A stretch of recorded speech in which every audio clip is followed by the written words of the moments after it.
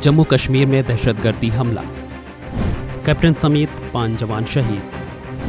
हमलों के पीछे क्या वजह? डिफेंस एक्सपर्ट्स का बड़ा खुलासा। पिछले एक महीने में ये 5वां ऐसा आतंकवादी हमला हो रहा है जम्मू एरिया में।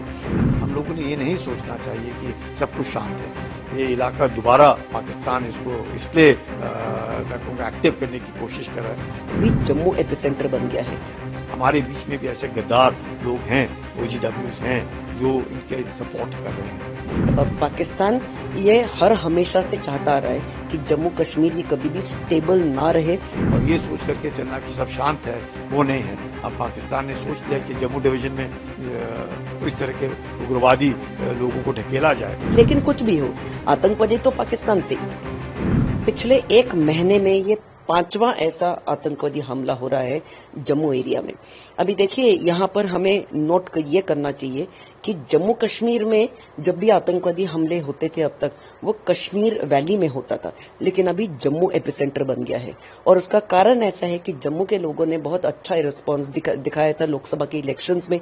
अभी असेंबली के इलेक्शंस आने वाले हैं, तो लोग खुलकर बाहर आ रहे हैं, वोट कर रहे हैं सरकार के लिए। और एक सरकार वहां पर गठन होगी, सरकार का गठन होगा, ये देखकर पाकिस्तान को कुछ खाना नहीं पच रहा है। और पाकिस्तान ये हर हमेशा से चाहता आ रहा है कि जम्मू कश्मीर ये कभी भी स्टेबल ना रहे।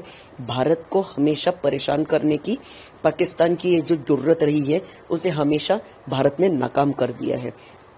जैश-ए-मोहम्मद नाम का ये आतंकवादी संगठन है, जिसका ये एक कश्मीर टाइगर्स का एक कोई फैक्शन है, वो ये रिस्पॉन्सिबिलिटी क्लेम कर रहा है। लेकिन कुछ भी हो, आतंकवादी तो पाकिस्तान से ही, पाकिस्तान ही इन्हें ट्रेन कर रहा है, पाकिस्तान ही इन्हें हथियार दे रहा है। तो ये जो पूरे टेरर एक्टिविटीज पाकिस्तान कर रहा है, हाँ, हर महीने में ये 4 से 5 टेरर एक्टिविटीज कर रहा है, ये कहीं ना कहीं बंद होना चाहिए और इसको कहीं ना कहीं पूर्ण विराम लगने की बहुत ज्यादा जरूरत है। डोडा एरिया में, जहां पर जंगल का इलाका है, रात को स्पेसिफिक इंफॉर्मेशन मिलने के बाद वहां पर कॉर्डन एंड सर्च ऑपरेशन जारी किया गया, जहां पर ये मुठभेड़ हो गई, जहां पर 5 हमारे जवान ये शहीद हो गए।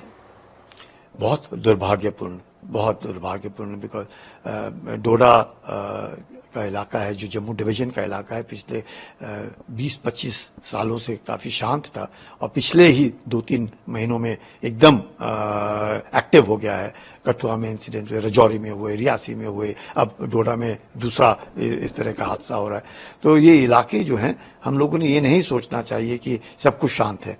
ये इलाका दोबारा पाकिस्तान इसको इसलिए मैं कहूँगा एक्टिव करने की कोशिश कर रहा है, क्योंकि पाकिस्तान को कोई सक्सेस वैली में नहीं मिल रहा है। और कश्मीर घाटी के अंदर भी अब लोगों को इस बात का एहसास हो गया है कि जो है डेवलपमेंट के ऊपर जितना सरकार जोर दे रही है, अच्छे रास्ते बन रहे हैं, टूरिस्ट 2 करोड़ से ज्यादा टूरिस्ट जा रहे हैं, और वहां पे जिस प्रकार से इकोनॉमिक एक्टिविटी हो रही है, उसको देखते हुए कश्मीर घाटी में अब शायद लोगों को इस बात का एहसास हुआ है कि मिलिटेंसी से, टेररिज्म से उसको कुछ मिलने वाला नहीं। और पाकिस्तान को भी जो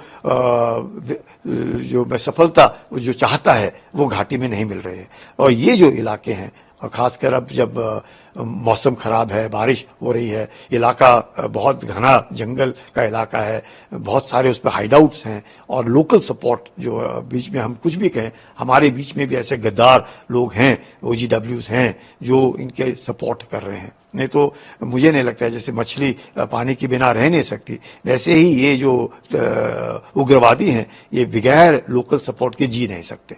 तो ये जो उनको सपोर्ट मिल रहा है, वो नहीं मिलना चाहिए, जिसके लिए हम लोगों को अपने आंख और कान का जबरदस्त इस्तेमाल करना चाहिए। ह्यूमन इंटेलिजेंस को दोबारा रीएक्टिवेट करना चाहिए। होगा, ऐसे नहीं कि नहीं होगा, पर हमको और ज्यादा जोर देना पड़ेगा।